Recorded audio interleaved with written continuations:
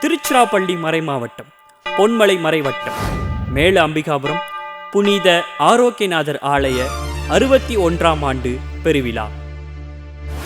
அண்ணலே அற்புத ஆரோக்கியநாதரே, இறைமகன் இயேசு கிறிஸ்துவின் திருச்சிலுவையை கரங்களில் ஏந்தி உலகோர்க்கு சுகம் தந்த புனிதர் நம் ஆரோக்கியநாதர்.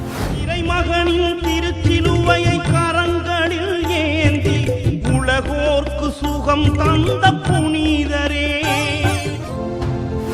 தேர் திருப்பலி ஆகஸ்ட் 24 சனிக்கிழமை மாலை 6 மணிக்கு. திருவிழா திருப்பலி ஆகஸ்ட் 25 ஞாயிற்றுக்கிழமை காலை 8 மணிக்கு.